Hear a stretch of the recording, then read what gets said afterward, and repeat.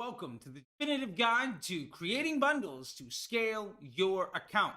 This is going to be huge. We're going to talk about upselling strategies, vertical integration, and market research. Ultimately, understanding what to even sell, how to position it, how to build ads around doing that, and ultimately how we can use these types of things to not only improve our AOV off of first purchase and, of course, the LTV of our business, but also how to use them to position our primary offers to improve the conversion rate and ultimately maximize cash flow for those very low cost conversions that our business is relying on. Now, if you know anything about me, you know that I love a rebuttal upsell. But wait, there's more. Provide value, understand the needs of the market, and give the customer what they want, providing premium experiences to customers willing to pay more. Because remember, direct consumer advertising is all about a unique selling proposition and then providing more value than somebody would offer or get at a store near them. So with that being said, we're going to dive into this in just a second, but I want to say this. I know you could be literally anywhere on the internet right now and you've chosen to be here, and I'm incredibly thankful for that, and I'm going to make it 100% worth your while. So that being said, thank you very much. And moving forward, to touch on two more things. If you like what you have to see here and you have any questions, please feel free to ask. That's what I'm here for. I would love to be able to help you out with those questions. Second, if you enjoy what you see here and want to learn more, then please sign up for the newsletter at newsletter.facebookdisruptor.com. And if you're ready to maximize the LTV of your career and your business, check out the MBA program at Facebook, the Facebook Ads MBA program at mba.facebookdisruptor.com. So you can learn about the immersive lifetime membership program that I'm using to teach the best marketers all around the world. That being said, let's dive into it. So first thing that we need to cover here is the upsell strategy. Now, the upsell strategy that is really important when using bundles to improve and scale our business is pretty straightforward, but let's dive into the finer points. Ultimately, let's use one of the most famous real-world examples as a foundation. You ever seen a commercial for the Ginsu knives? The infomercial. Now, I happen to have learned from the woman that put together that commercial, and there's a lot of lessons from that. Now, the first thing is, they might try to sell you the knife for 20 bucks. And you're like, hey, that's a great knife. I don't know if I want to spend 20 bucks on it. Now, the traditional Facebook marketer would say, okay, great. Well, they don't want that. Let's give them to them 25% off. Now it's only $15. So now I'm put in a position of, was that product even worth the 20 bucks? Is it good for me as a marketer to instill lack of trust and devaluing my product to my customer just to try to get some revenue? The answer to that is pretty much a holistic no.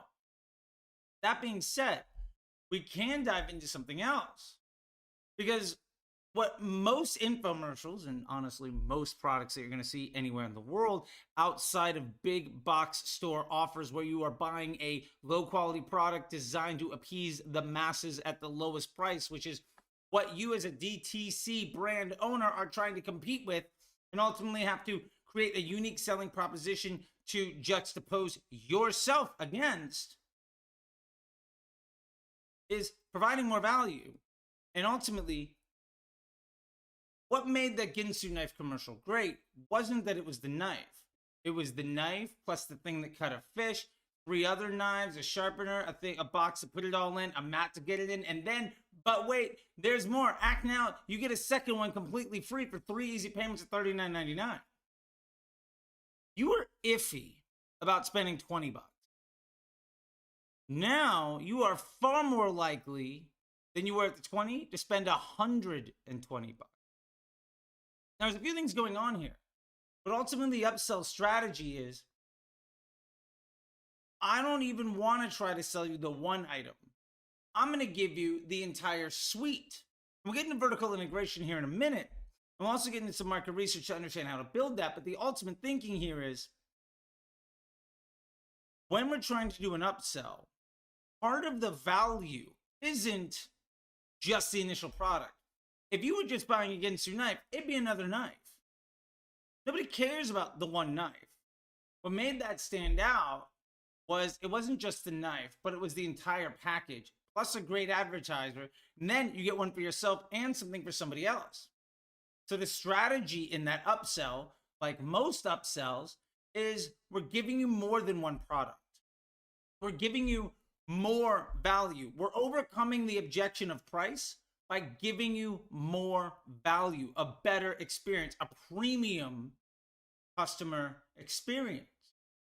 And so your upsells have to be designed around that premium customer experience that in general puts more product into the hands of your customer. And why do we want more product in their hands? Well, two very big reasons. Number one, more products in the package means more goods in the home. That's more tangible things that people interact with, more emotional connections to real world goods, and ultimately more branding that somebody sees subconsciously over and over and over again. This is really, really important. If the Ginsu knife was one of a few knives in the drawer, you might not remember it. But the fact that it comes in a block with another one and a mat, and you start to get 5 or 6 different things, means that you're seeing that logo on your kitchen counter every day. Maybe you don't use the block, you get rid of it, but it means that there's 5 or 6 knives in your drawer that you see every single day. And not just you, but you might have gotten that extra one as a gift or for another home or for a family member. Now it's you and them and everybody else that uses it. So if you're in a situation with roommates, or you're in a situation where family comes over, or if you're in a situation where you've got friends over and somebody's using stuff, you're making impressions every single time somebody sees that product and that brand name. How many times have you seen sneakers like, oh, that's really cool, what is it? Well, that's another impression. That's another potential customer. That's another customer journey that's getting curated. And we often talk about, well, Facebook ads is just prospecting, and we're going to try to also retarget and bash people over the head with things. But remember that by the time that person sees your first ad, it's exceptionally rare that that is not a retargeting impression. Maybe not for your brand, but definitely Ginsu Knives wasn't the first time you ever saw a knife as a product. You were already interested. Otherwise, you would have turned it off right away. You're already aware of what the product was because, well, it's a knife or it's sneakers or it's a car, whatever. Like, we're not telling you that, hey, there's this wonderful thing made out of metal and it cuts things. So when Facebook is using this information, and Amazon's really good at this too, so is Google, hint, hint, every digital marketing platform is really good at this stuff. That impression is served to you. Not just because somebody paid for it and it's random, but because there's a meritocratical reason that your consumer experience will be better as a user of that platform because somebody showed you that content. That is incredibly important to understand. So our upsell strategy here should be not only how do we overcome the objection of price, and often that is done through focusing on value or focusing in on trying to match the use cases. But it's also really important for us to use this because our upsell strategy should be there to define attachment and emotional connection, and ultimately to position our product in a way that we are no longer just selling a single thing to somebody. We are selling multiple things to solve multiple problems, to overcome multiple objections, to create multiple impressions to multiple people in a way that generates better cash flow up front and a better LTV that ultimately might lead to additional purchases.